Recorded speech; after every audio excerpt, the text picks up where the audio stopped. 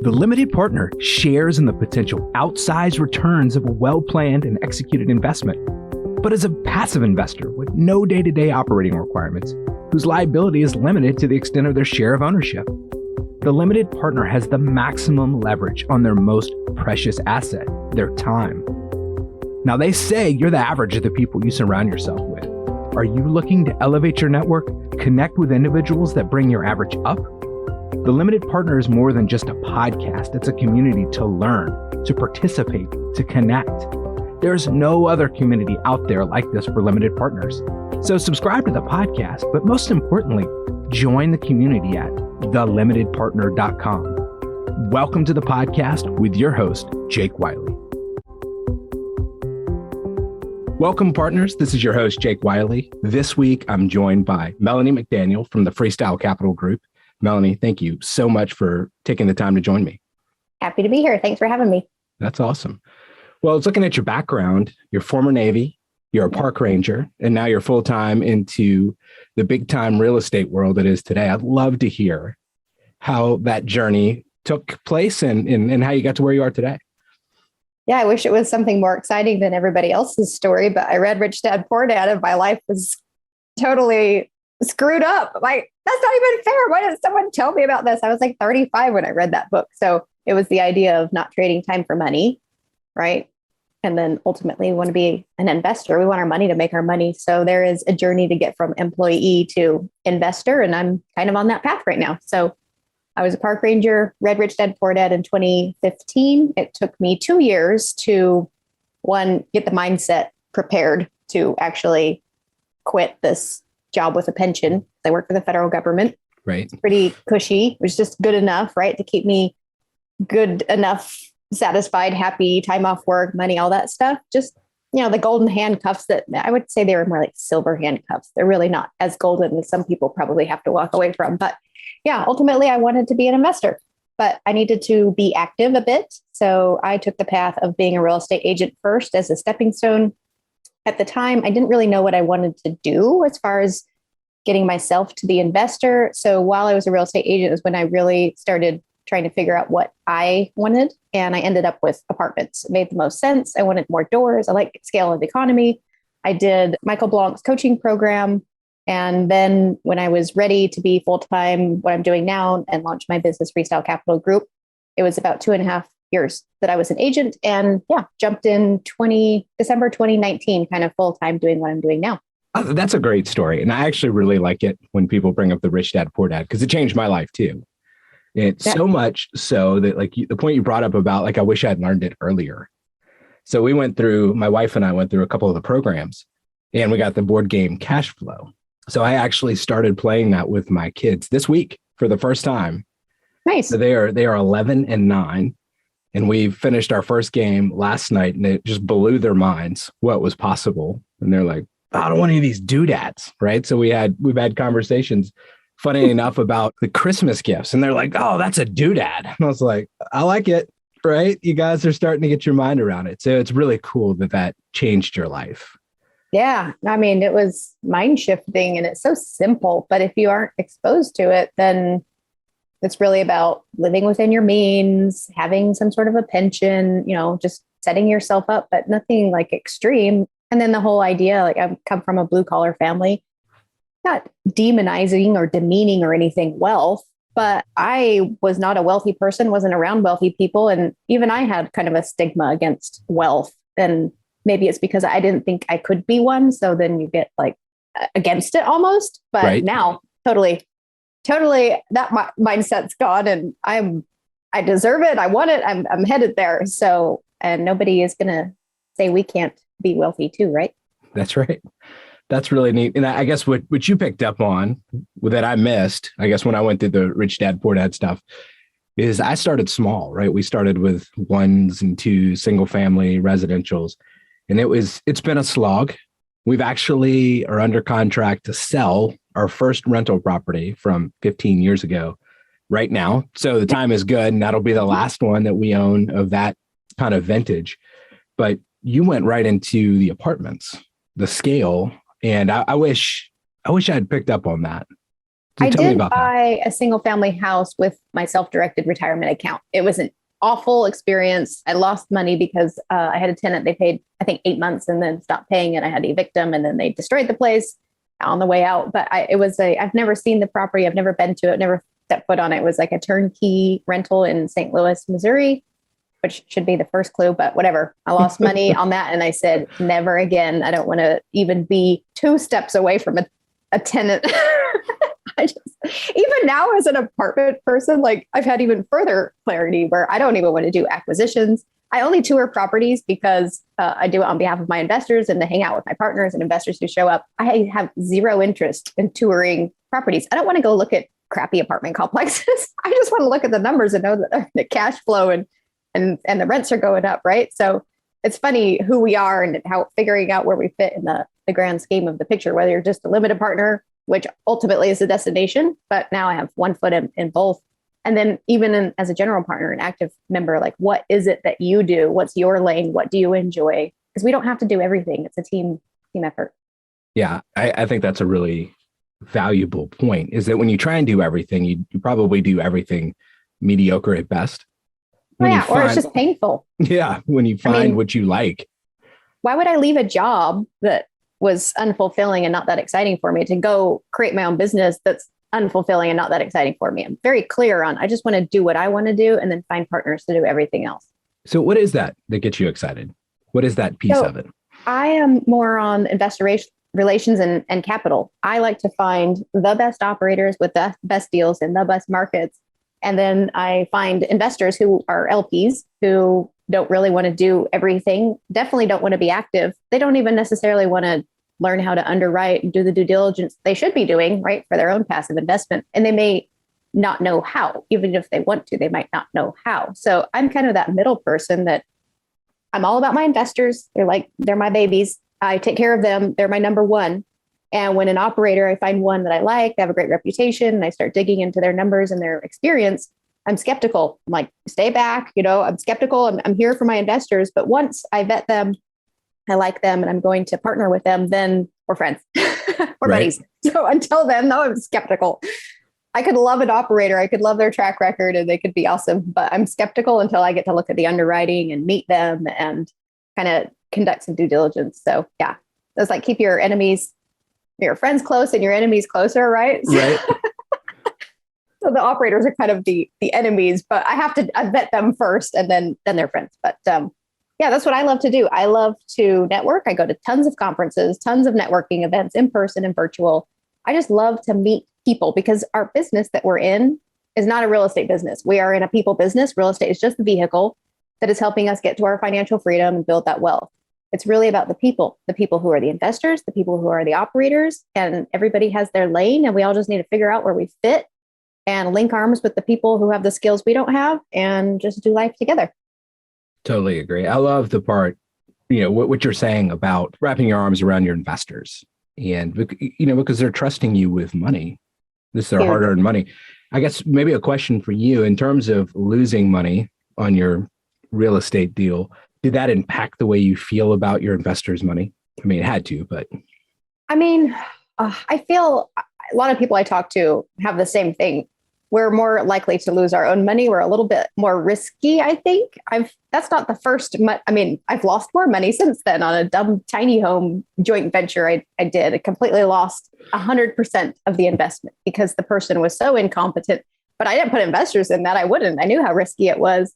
And yeah, when it comes to investors, so I don't ever want to do a deal. I would rather do no deals forever than lose investor money because one, I care about my investors, and starting out, they're people that I know, love, their family. Maybe eventually I'll get some strangers in there that end up trusting me, but that's not what I want. I want these to be people that I know and I love, and I'm helping them build their wealth.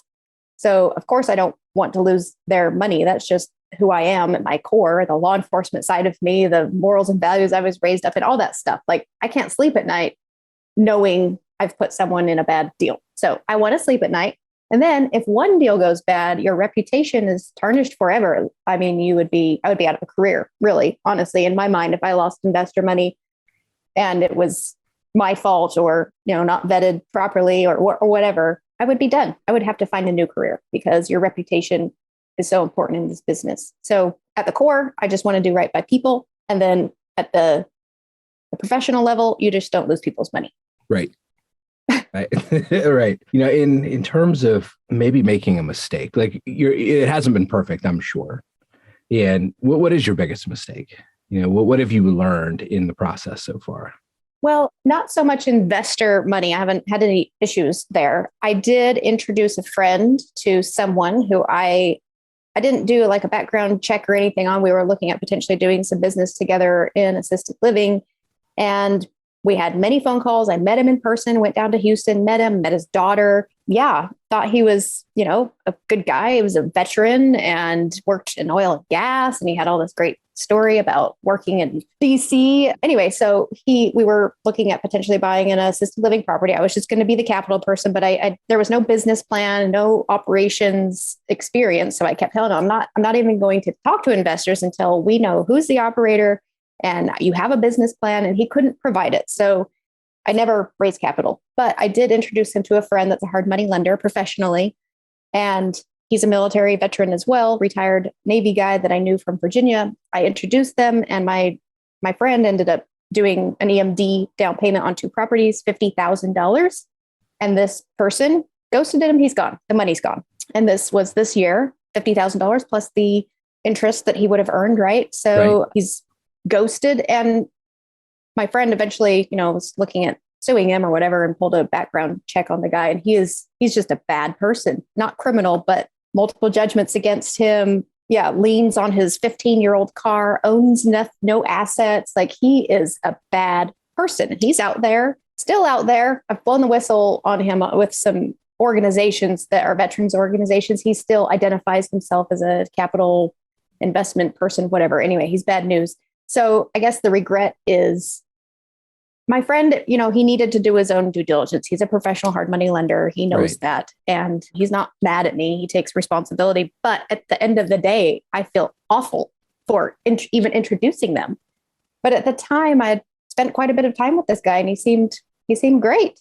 So yeah. So the lesson learned is background investigations on every single person. I mean, I do that anyway for my investors, but this was just, a friend introduction. So either be very clear, like tell my friend, you need to conduct your own investigation or do it myself, which in that situation, not sure if that was on my shoulders to have done that, but I do feel bad. So I don't know what else to say, whether it was my fault or it wasn't my fault. I still feel bad, really bad.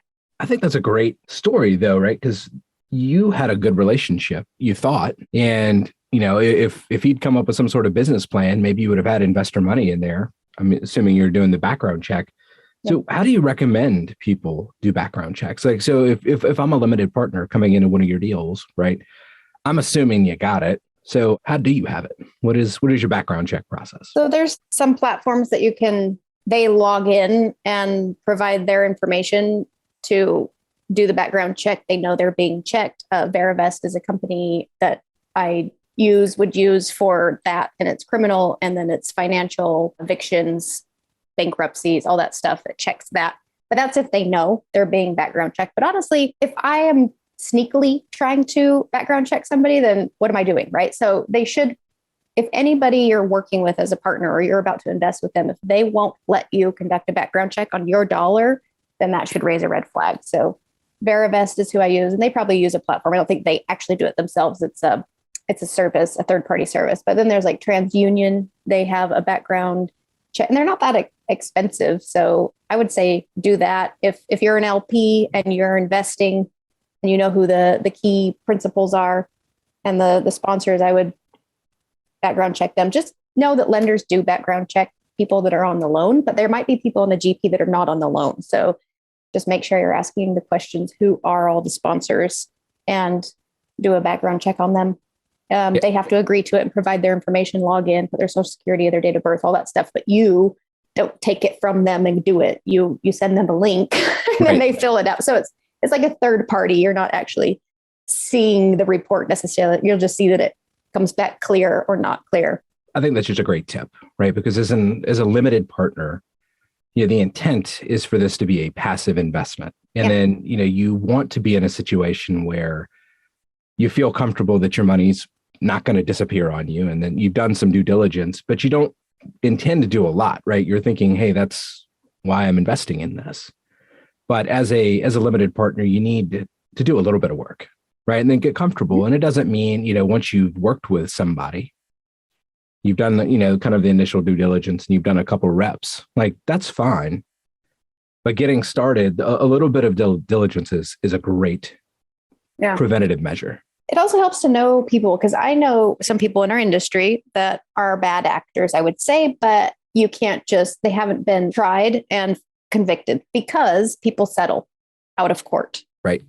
And I know of a number of cases and people in our industry, they've got big platforms, they're loud, they're around, people trust them, they send them lots of money. But I do know if somebody had sued them, they would have been commingling or conduct, fraud or whatever. And that could have destroyed them. But because it's cheaper to settle, sometimes these cases don't get tried and then people don't get convicted. Then you can't find that on their background, but they could still be bad people or bad actors. And that's where the relationships come in, the reputation, the knowing people. And that's why I spend all of my time networking and going to conferences and just really getting to know people. So it is scary. I mean, it's risky and there are some bad people out there. I mean, that's depressing to say, but it's true. So you have to be very, very careful. Yeah, I don't know. So we've been personally investing for the past 15, 16, 17 years. I don't know anybody that's been in the industry that hasn't run across or have scars from relationships, either close calls or, they just got taken in. There's a lot of money that moves through, right? So there's just going to be bad actors out there that are chasing the quick buck, but there's a lot of really good people. Yes. And I think that's definitely more good than bad. Yeah, definitely way more good. And it's a relatively small community. Very small. Right. And I think that's the other thing too, is that if you are working with somebody or you think you want to work with somebody, it should only take probably a ping or two on LinkedIn or to your network and just to see if anybody knows this person, it's not, it's not like you're sending money overseas, it's the Nigerian uncle scam type of thing where you're just really hoping for, right. Like, but I guess let's take it in a different direction a little bit here. So if you could change anything about the industry and what you do to make it better, what would that be? I love that we don't have to go to Wall Street to invest, pay a bunch of fees and do all that stuff. I love that we have private placements. I love syndication. And I love that normal people can do big deals. If you're walking down a city and you're looking at skyscrapers and apartment complexes, a lot of people walk by and don't even think who owns those. Well, normal people like us are the ones that can own these things. So honestly, my biggest thing that I wish I could change is this whole accredited status, because how fair is that? That if you are not a net worth of $1 million or you make 200 grand a year or married 300 grand or whatever, you don't qualify to invest in these amazing opportunities. What are your options? Stock market and normal stuff, or go buy your own duplex or single family. If I could change anything about the industry, I would say remove the whole accredited status thing, because that is just not fair. Like, you should be livid. Okay, so if I don't have a net worth of $1 million, I can't participate with the rich guys. Like, I don't get to play in that space. I get why the government has it in place, the SEC. It's to protect innocent people who don't know any better, which arguably maybe they don't. I don't know, but don't they get that choice? Don't they get to do their own due diligence and learning? So I guess that's the one thing I would change about the industry is get rid of this accredited status. I mean, maybe operators need to spend more time, and maybe the SEC would need to define more specifically what a substantive relationship is. So we actually are doing what's best for people, not taking their last dollar or not, investing something that they need liquid. Maybe that should be placed more on the operators or not. They're people who want to invest, and maybe if they don't do their due diligence, then losing the money. I mean, I get why it's all in place, but I think people should be livid that they don't get to participate in certain investments because they don't hit a criteria of net worth or income. I agree. I agree. It is a relatively small market. Well, it's not really. There's a ton of accredited investors, but there's a lot of people that get left out. Yeah. How do you solve for that? I don't know. I mean, what are your thoughts on crowdfunding? I mean, I think that is a solution-ish, right? Which is a different way of looking at it. I mean, it's hard to get the permission and get all the paperwork and whatever to crowdfund. There are some great companies out there that are crowdfunding companies. I think Realty Mogul has a pretty good reputation.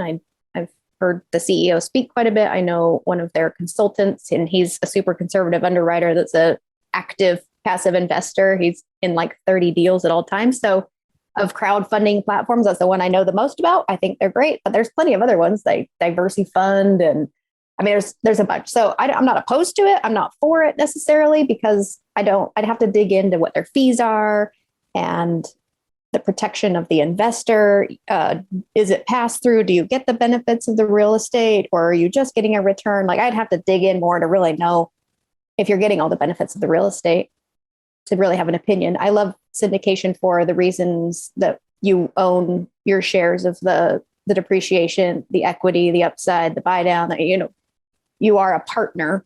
So you get a lot of tax incentives as a crowdfunding platform. I don't know how that works out. Maybe the CPA question. Yeah, I'm not sure if it's a pass-through entity or not, or if you're just investing. Yeah, I don't know either.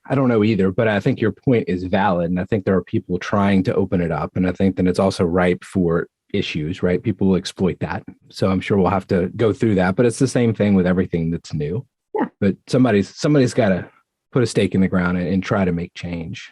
But I think that's a great point, as we think about what an accredited investor is versus a sophisticated investor. And it's like, well, there is a definition for a sophisticated investor.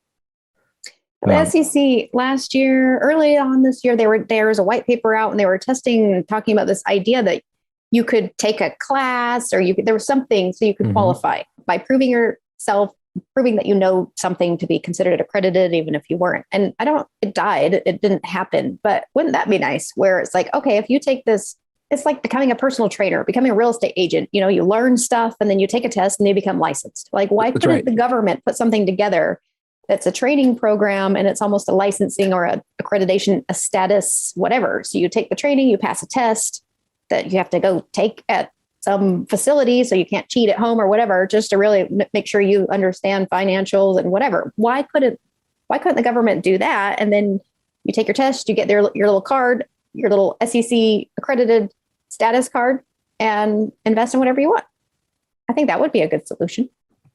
Yeah, and it's not probably too far away from becoming like a broker dealer, right? I mean, you can take a test and go through all this and then do it for other people. Well, yeah. I mean, if you became a broker dealer, you would then be accredited. There are there's a few of the series. And if you have that, you are considered accredited. Right. So they could do that, but it's pretty. It's not easy, right? Yeah. Well, it's not easy. It's long, could be expensive. And then I don't know if you have to hang your license under a broker, which could be very expensive. I'm not sure what the requirement is, but it is one way to get around it, or be an employee of the company. And then you get qualified as accredited as an employee potentially, or if you're a fund manager or something. Yeah. So there are ways around it. But I think there is, we're close to a path. It just needs to be articulated. But I think that the flip side is that from an accredited investor perspective, there are a lot of folks out there that don't even know that this is out there. Like, they have the opportunity. You think like, oh, well, I could invest in a REIT, and that's how I invest in these big apartment complexes. And that's still Wall Street. Yeah, it doesn't even cross their mind that there's people like you out there that are putting together the funds for that apartment that you live in. Right? Yeah, it's not fair at all, and it's not mainstream, but it's relatively new in our society. It's not like it's been happening forever. So it's relatively new, and the word's spreading, I think, because of social media and podcasts like yours and whatever people are learning. But think about, besides syndication of apartments and real estate, angel investors, VC, moonshot deals, like, who gets to participate in pre-IPO stocks? Right. Like, you have to be a club, you have to be, it's frustrating because the rest of us, we don't even know what we could be participating in. And syndication is just starting to get a little bit of mainstream, which I'm happy about. So people can participate in something. But yeah, it's hardly fair, but it is how our society runs. The wealthy get wealthier, right? Right. And I'm not going to complain about that. I'm just going to join. That's right. So I to kind of wrap up the show, I like to focus on gratitude. None of us got to where we are by ourselves. And is there somebody, or who is the better question, would you like to call out and say thank you to, that helped you get the leg up in this industry? You probably want just one person, but everything was a journey. It started with the rich dad, poor dad thing. Yep. So I would say Robert Kiyosaki on a very high level. I agree with that Would be one. the first one. And then during the apartment buying thing, I did Michael Blank's coaching program, but my coach, Todd Dexheimer, was a big piece of that. And now I have a performance coach for raising capital from high net worth individuals. It's that specific. And his name is Edmund Chin. So I'm currently coaching with him, and he's definitely helped me shift my mind and be a little bit more clear on how to do what it is that I want to do. So high level, Robert Kiyosaki, Todd Dex, of course, and then Edmund Chin right now. Awesome. Well, I am sure that they appreciate the call out. Well, Melanie, thank you. This has been a great conversation. I appreciate you being on the show. Yeah, my pleasure. Thank you.